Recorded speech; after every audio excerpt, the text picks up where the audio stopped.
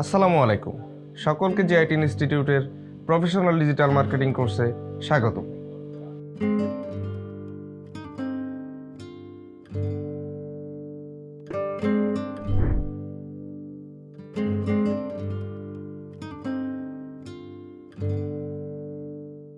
মনে করেন আপনারা সবাই একই নিশে কাজ করতেছেন, তাহলে একই ধরনের রেজাল্ট কিন্তু আসবে।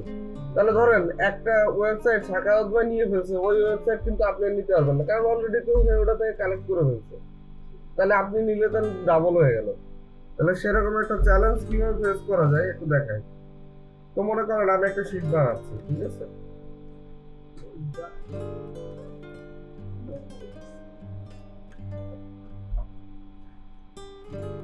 তাহলে এখানে আমরা দিই suppose cooking and prospecting sheet.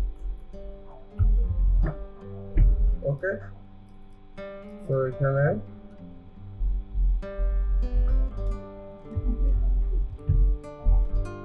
address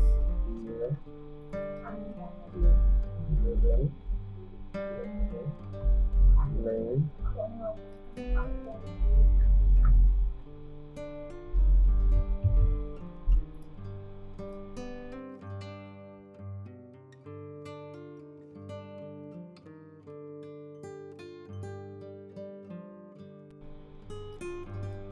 so মনে করেন এটা হলো আমাদের একটা প্রসপেক্টিং শিট, ঠিক আছে? তাহলে এখানে কি রাখবো? Domain address. আমরা যে ডোমেইনের ইমেল কালেক্ট করব, এখানে তার ডিএ, এখানে যদি কোনো নাম পাওয়া যায় সেটা, আর এখানে কি রাখবো? যে ইমেলটা আমি কালেক্ট করতেছি সেটা। এখন আমরা কি করব? এই এ কলামে একটা ডুপ্লিকেট ফর্মুলা বসাবো, ঠিক আছে? ডুপ্লিকেট ফর্মুলা বসানো শিখেছিলাম তো, মনে আছে? আরেকবার দেখাই। তো আমরা একটা ফর্মুলা নিয়ে আসবো, Google sheet duplicate formula search দিলাম, তাহলে এই দেখেন এখানে ফর্মুলা চলে আসছে। এটা হলো ফর্মুলা, কন্ট্রোল সি কপি, ঠিক আছে?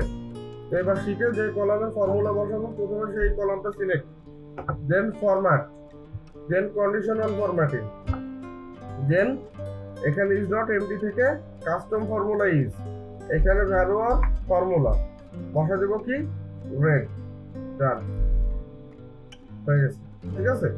তো এবার কি করব? মনে করেন আপনারা 10 জন এই শিটে কাজ করবেন, তাহলে প্রথমে একটা ওয়েবসাইট যদি আপনি পান, কি করবেন? তার ডোমেইন অ্যাড্রেসটুকু কপি করবেন। এখন কথা আছে যে এখানে যদি আপনি https www নেন তাহলে সবগুলোর ক্ষেত্রেই নিতে হবে, যদি স্ল্যাশ নেন তাহলে সবগুলোর ক্ষেত্রেই নিতে হবে। তাহলে আমি এখানে পরামর্শ দিব শুধুমাত্র এইটুকু নেবেন ডোমেইন অ্যাড্রেস, বুঝা গেছে? www নেওয়ার দরকার নেই, .com এর পরে স্ল্যাশও নেওয়ার দরকার নেই। সো কপি করে আপনি পেস্ট করে ফেলেন এখানে। ওকে, সো ডিএ মনে করেন 30, নেম মনে করেন জেনিফার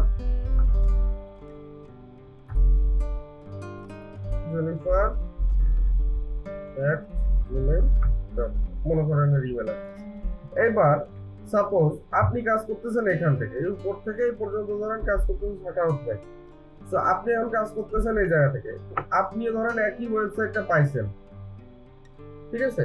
তো আপনার প্রথম কাজ হবে কি, এই মেইল টেইল বসানোর আগে সেখানে একবার বসাই দেয়। যদি রেড হয়ে যায় তাহলে বুঝবেন যে আগের থেকে সাকাওয়াত ভাই নিয়ে ফেলছে, তাহলে তো এটা নেওয়া যাবে না, বুঝতে পেরেছেন? তাহলে তখন আপনি বুঝতে পারবেন যে আসলে কি অবস্থা। এখন মনে করেন যে এখান থেকে একটু ধরেন আপনি কাজ করতেছেন উপর থেকে নিচে, এখন আপনার এই তলে তলে যদি আমিও করি তাহলে আপনিও ক্লিক দিচ্ছেন, আমিও দিচ্ছি, সেও পেস্ট করতেছে, আমিও পেস্ট করতেছি। এই কারণে একটু নির্দিষ্ট দূরত্ব পর পর কাজ করেন একজন, বুঝতে পারেননি?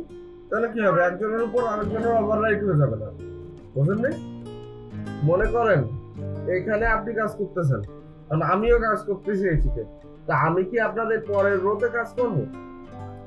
তাহলে করলে কি হবে? আপনি তো এই রোতে এমনি কাজ করবেন, তাহলে আপনার জন্য আমি খানিক জায়গা ছেড়ে দিই, দিয়ে আমি নিচেরটা করি, তাহলে তো আপনি ফাঁকা জায়গাটুকু পেয়ে গেলেন, আপনার মতো আপনি করলেন।